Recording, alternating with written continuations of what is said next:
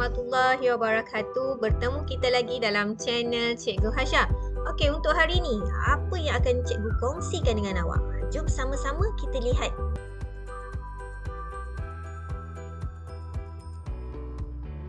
Okey, untuk hari ini kita masih lagi dalam tema 4 iaitu keselamatan. Unit 10, pastikan selamat. Untuk hari ini, sebelum cikgu masuk dengan lebih lanjut lagi apa yang akan kita belajar pada hari ini, kita akan lihat standard kandungan pada hari ini iaitu 2.3 membaca dan mengapresiasi karya sastra dan bukan sastra. Standard pembelajaran 2.3.1 membaca dan mengenal pasti kandungan teks dan bahan sastra, bukan sastra, iaitu cerita. Okey, kamu boleh rujuk buku teks muka surat 61. Kita harus waspada. Kita akan baca cerita yang ada dalam buku teks awal itu. Jom baca dengan cikgu. Saya dan adik kembar saya, Aiza, pergi ke taman permainan. Kami hendak bermain buaian. Sebelum kami pergi ke sana, ibu menyuruh kami memakai pakaian yang sesuai. Pakaian yang sesuai dapat mengelakkan kecederaan, kata ibu. Ibu dan ayah turut menemani kami. Keselamatan di taman permainan perlu diutamakan. Sebelum bermain buaian, ayah akan memeriksanya terlebih dahulu. Ada kanak-kanak terjatuh dan cedera semasa bermain buaian. Saya dan Aiza berasa selamat semasa bermain di sini. Kami bermain buaian dengan gembiranya. Okey, kalau kamu lihat daripada cerita yang kita bacakan tadi, satu keluarga, ibu, ayah dan anak kembar mereka, Aina dan Aiza, pergi ke taman permainan. Tapi sebelum mereka pergi ke taman permainan, mereka perlu membuat beberapa perkara. Sebelum, semasa. Kalau kamu lihat dalam cerita tu, sebelum pergi ke taman permainan, ibu menyuruh anak kembarnya memakai pakaian yang sesuai. Kenapa? Untuk mengelakkan kecederaan.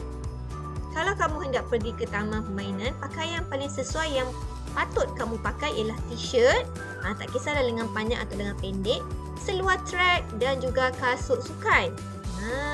Okey. Itu sebelum pergi. Okey.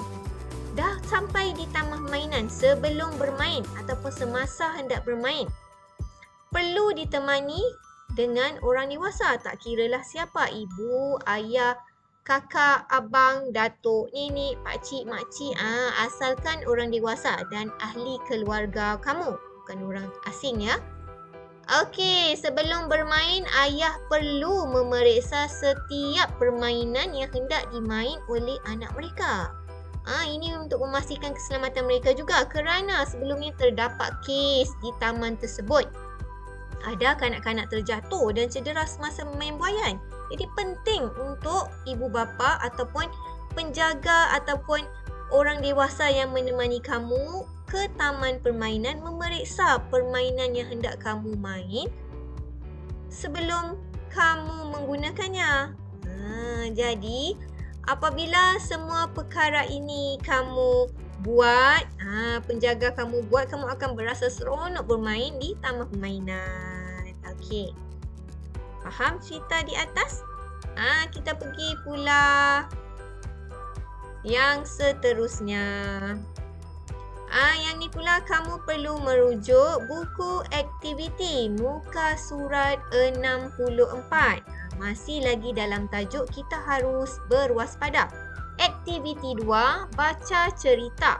Kemudian lengkapkan peta pokok. Cerita pasal apa ni? Inilah ceritanya, kita baca bersama-sama. Saya dan Aiza pergi ke kompleks renang. Kami hendak berenang di dalam kolam renang. Aina, Aiza, sebelum masuk ke dalam kolam, kamu mestilah memakai pakaian renang, kata Puan Harlina. Ini pelampung. Gunakan pelampung semasa berenang supaya tidak lemas, kata Encik Razman. Ayah dan ibu mengawasi kami dari tebing kolam. Kami berasa selamat berenang di sini. Selepas berenang di kolam, ayah menyuruh kami mandi di bilik air pula. Kemudian kami menukar pakaian. Okey, ini merupakan cerita tentang Aina, Aiza, ibu dan ayahnya pergi ke kolam renang. Kita telah pun membaca cerita tentang Aina, Aiza, ibu dan ayahnya di kolam renang. Okey, sekarang kita lihat apakah peta pokok yang perlu kamu lengkapkan. Peta pokok berkaitan perkara yang perlu dilakukan.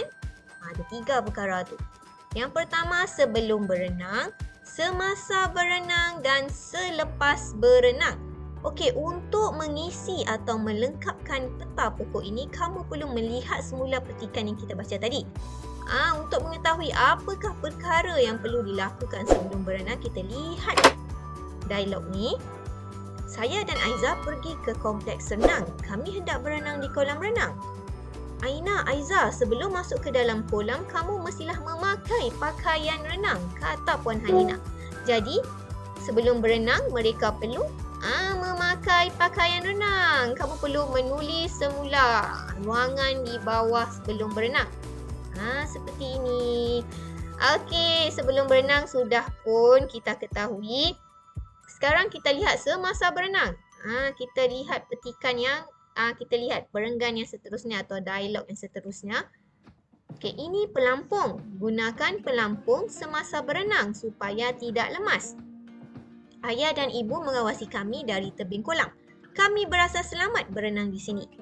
Semasa berenang, apa yang perlu mereka buat? Gunakan pelampung. Satu lagi. Ayah dan ibu mengawasi kami. Jadi kamu salin semula perkara tersebut di bahagian bawah semasa berenang, iaitu menggunakan pelampung dan diawasi oleh ibu dan ayah. Sebelum berenang sudah, semasa berenang sudah. Sekarang kita lihat selepas berenang. Kita lihat petikan yang seterusnya. Selepas berenang di kolam, ayah menyuruh kami mandi di bilik air pula. Kemudian kami menukar pakaian.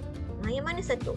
Mandi dan menukar pakaian. Kamu catatkan semula di bahagian atau di ruangan selepas berenang. Mandi dan menukar pakaian. Lengkaplah sudah peta pokok yang perlu kita lengkapkan.